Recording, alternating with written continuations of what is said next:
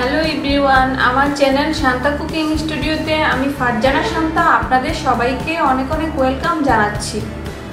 এখন যেহেতু লিচুর সিজন চলছে, অনেক লিচু পাওয়া যাচ্ছে, তো লিচুটা সব সময় পাওয়া যায় না, আর এটা পাওয়া যায় খুব অল্প সময়। আর এই লিচু দেখতে যেমন সুন্দর, খেতে খুব মজা। আর ফলের মধ্যে আমার এই ফলটি খুব ফেভারিট।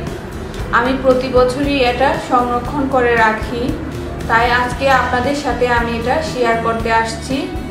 এটা কিভাবে দীর্ঘ 1 বছর পর্যন্ত সংরক্ষণ করা যায় সেটা আমি আপনাদেরকে দেখাবো। একেবারে টাটকা লিচুর স্বাদ আপনারা পাবেন এই লিচুতে। কোনো নষ্ট হবে না, কোনো সমস্যা হবে না। তো চলুন দেখে নিই আমরা কি করব। আমি প্রথমে লিচুগুলোকে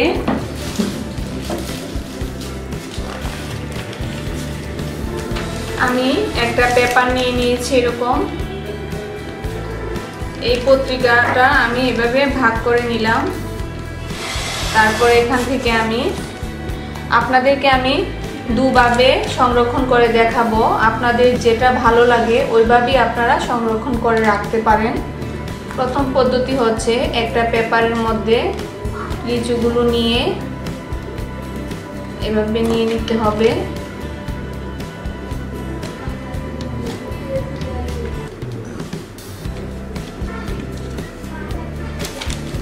তারপর এভাবে পেপারটাকে মুড়িয়ে নেবেন।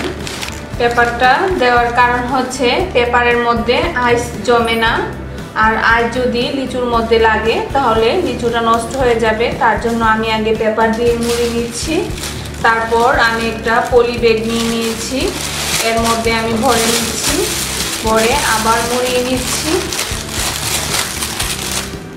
আবার আমি এরকম একটি কাপড়ের ব্যাগ নিয়ে নিয়েছি। এই ব্যাগগুলো আমরা মার্কেটে গেলে সচরাচর বিভিন্ন কসমেটিক্স এবং কাপড়ের দোকানে দেওয়া হয়। কাপড়ের সাথে কসমেটিক্সের সাথে এই ব্যাগগুলোতে আপনারা ভরে এভাবে মুড়িয়ে রেখে দিলে 1 বছর পর্যন্ত সংরক্ষণ করে রাখতে পারবেন।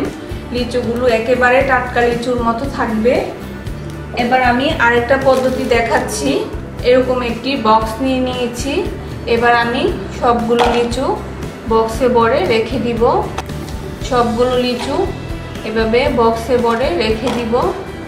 এবার আমি বক্সের মুখ বন্ধ করে দিব। বন্ধ করে এগুলোকে আমি ডিপ ফ্রিজে রেখে দিব।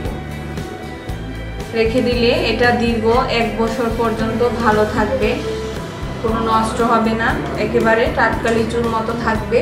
তো আশা করি আমার সংরক্ষণ পদ্ধতিটি আপনাদের অনেক ভালো লেগেছে আর আপনাদের অনেক উপকারেও আসবে। কারণ লিচু ছোট বড় সকলেরই খুব পছন্দের একটি ফল। তো আপনারা যদি এভাবে সংরক্ষণ করে রাখেন তাহলে আপনারা দীর্ঘ 1 বছর পর্যন্ত এটা খেতে পারবেন। তো আরও এরকম সহজ সহজ সুন্দর সুন্দর রেসিপি এবং সংরক্ষণ পদ্ধতি পেতে আমার চ্যানেলটিতে অবশ্যই সাবস্ক্রাইব করে রাখুন। সবাই ভালো থাকবেন, সুস্থ থাকবেন। সবাইকে ধন্যবাদ। আল্লাহ হাফেজ।